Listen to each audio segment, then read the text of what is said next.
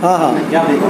हाँ, मैं वही बता रहा हूँ कि कुछ दिन पहले जो हमारे देश में गौशालाएं हैं उनके कुछ प्रतिनिधि नीति योग में गए और हमारे साथ उनकी मीटिंग हुई।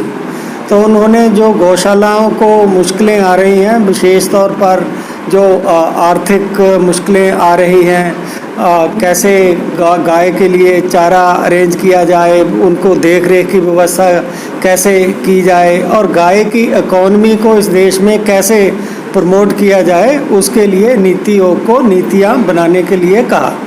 तो फिर नीति आयोग ने एक टास्क फोर्स का गठन करने का निश्चय किया है और उस टास्क फोर्स में जो लोग होंगे उनको पहले कहा कि आप जाके देख कर आओ कि मौजूदा प्रबंध वहाँ पर क्या है।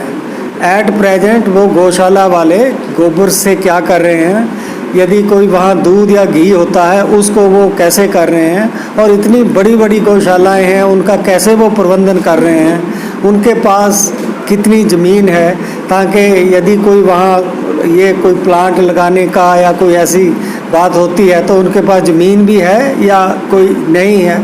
और उनकी अपनी जो वो जाकर बताते हैं, एक इंडिजिनस R&D है, कुछ प्रोडक्ट इन्होंने लोकल बनाए हुए, जैसे इस गौशाला ने बहुत अच्छी खाद स्टैंडर्डाइज करके जो फर्टिलाइज़र कंट्रोल ऑर्डर में एक्सेप्टेबल है वो बनाई है।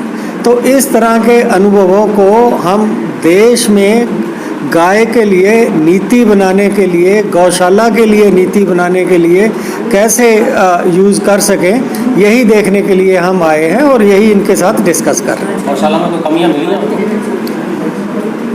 हमने जो गौशाला अभी तक देखी है एक ऊपरी रूप से, तो अभी तक तो कोई हमें उसमें नहीं मिली, लेकिन एक जो मुझे लगता है कि शायद बैलों की संख्या कुछ ज़्यादा ही है।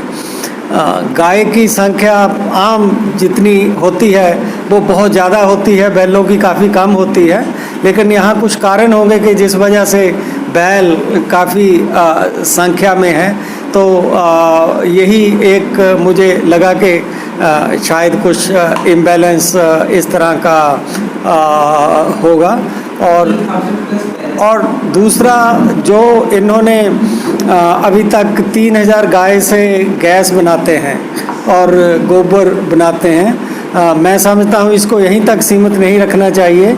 यदि ये इकोनॉमिकल है तो इसको पूरी गाय तक जो है ले जाना चाहिए। ये दो टिप्पणियाँ हैं, इनको मैं कमियाँ या कोई और चीज़ नहीं कहूँगा। पानी का वेस्टेज कैसे रोका जा सकता है, या गायों का मूत्र जो होता है हाँ उसका सदुपयोग कैसे किया जाए?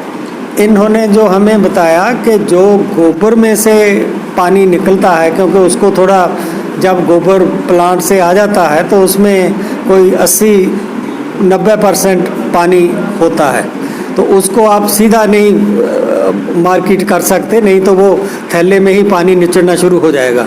तो ये उसको रिसाइकल करते हैं, उसी प्लांट में द्वारा उसको कुछ जो है उसको डालते हैं, उससे न्यूट्रिशन कंटेंट बढ़ जाता है।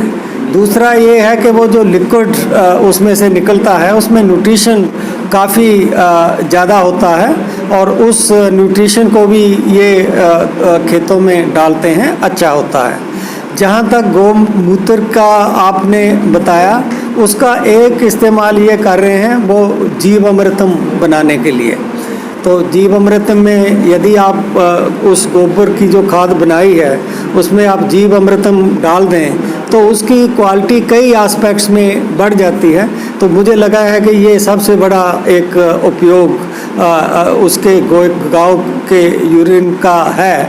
हो सकता है कोई बाकी प्रोडक्ट भी हों जो अभी देखेंगे, ऐसा नहीं कि हमने विजिट अपना कंप्लीट कर लिया।